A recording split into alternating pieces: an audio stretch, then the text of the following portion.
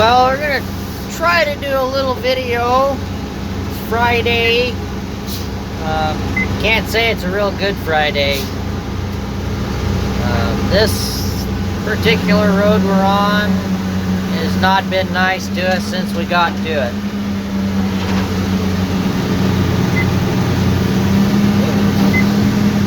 Got my skyline marked where I need to run it.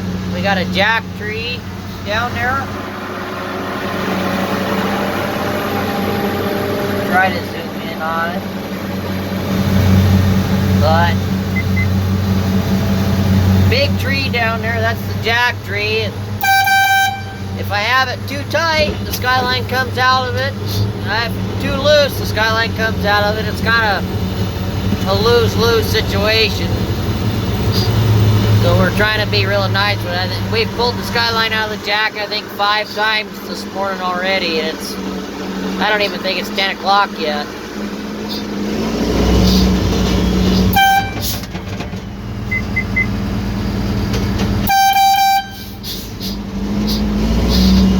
I can't really see my skid line drum from the seat. That's why a lot of times in other videos you'll see me go like this. I'm looking in that mirror. That's how I watch the skid line drum.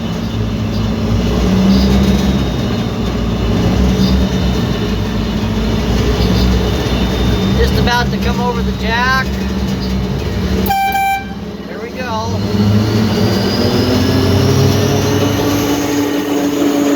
Third gear.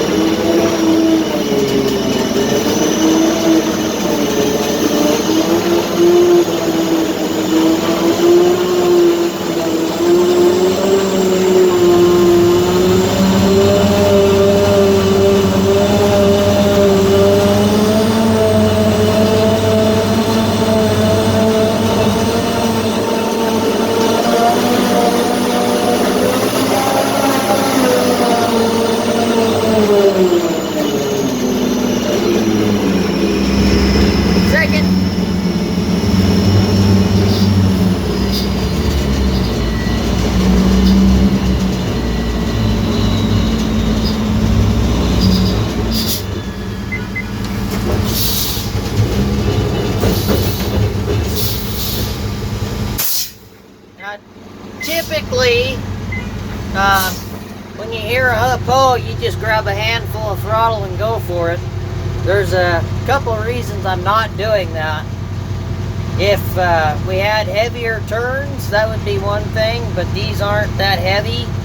And since I have the skyline slacked off more than I should, in my opinion, but I have to do it, it allows the skyline to swing pretty violently. I don't want the turn to snag a tree or a skyline come out of the jack, anything like that, and it definitely would. So I'd be easy with it till I get it close enough, and then I'll go ahead and give a little bit more. I'm gonna see if I can catch this. I can see the jack tree down there, but I prefer to spot it on the drum. So right now I'm coming up to it. It's right there. Okay, now I'm over the jack.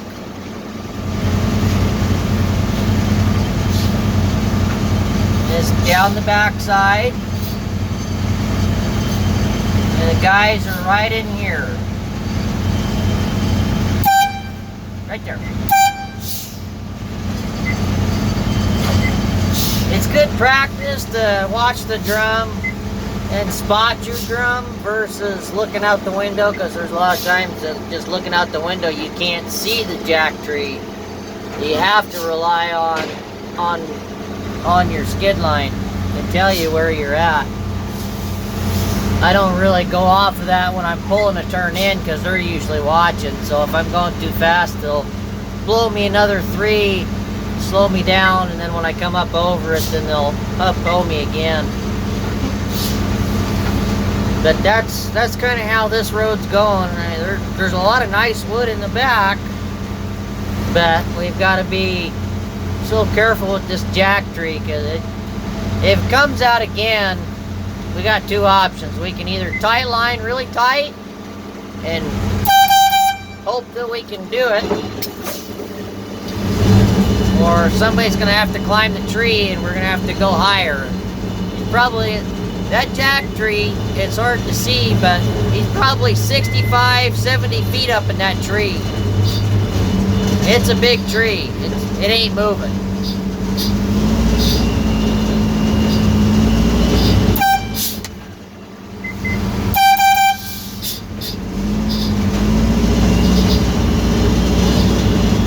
Just nice, easy throttle responses. No jerking stuff around.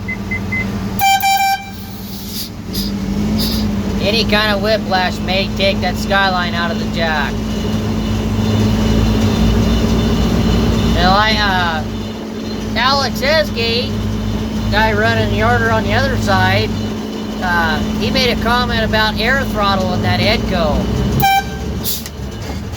being touchy and trying to find the sweet spots. Well, that's the same problem here. Well, I mean, it's not a problem, but air throttle are very touchy.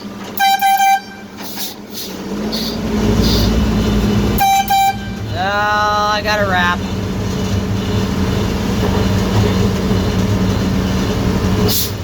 So what I'll do is I'll clamp the car, go ahead on it a little bit.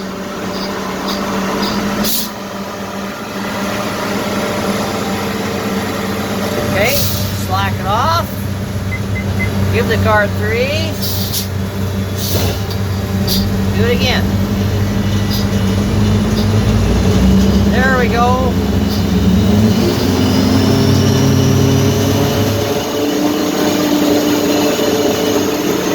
Third.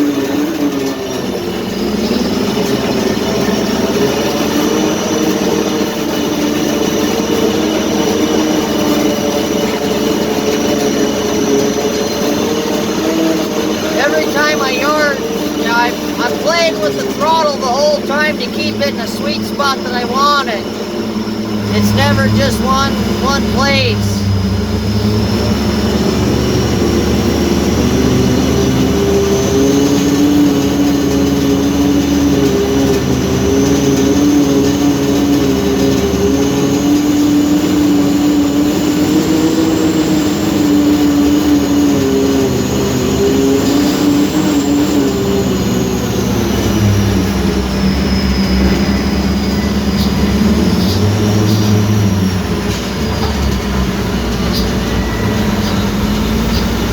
Just little tiny movements will make the RPMs either come up or drop really drastically.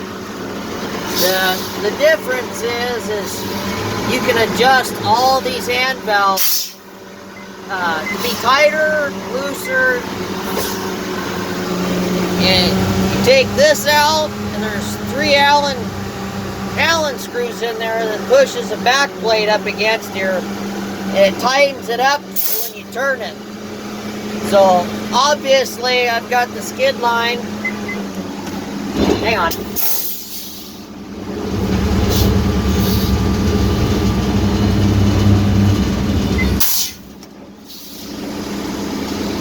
I've got the skid line all back, fairly loose. They almost return on their own. The Skyline one, obviously I have set to where it doesn't back off. And if it backs off, then everything falls out of the sky, which is not good. But same with the throttle. And I've got it set to nothing. It's very responsive, it's very easy, but the difference is, what point I was trying to get to is, I've been in the, well, I took a break for a year and 3 months that I didn't log. But other than that, I've been in this yarder, this same one, since 2013. So I've definitely messed with the controls over the years, and I've spent some time in this seat. So I kind of know what to expect and what it feels like and what to do.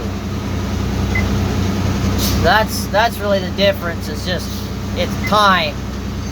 Getting to know what you got to work with and how to adjust things to make it fit you, because I'm really the only one that ever runs this. This is,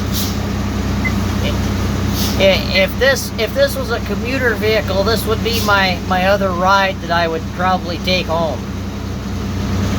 I spend more time in this seat around this machine than I do at home or in a pickup or anywhere. This is pretty much my home 5 days a week.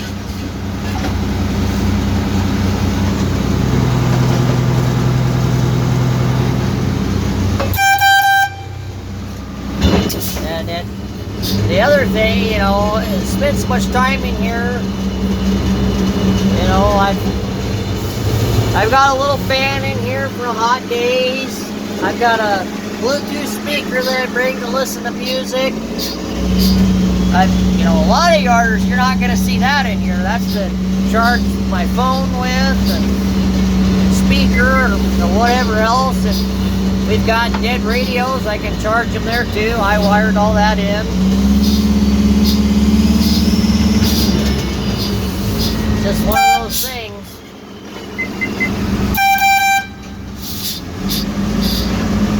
Anyways, I'm going to go back to work. I'll talk to you guys later.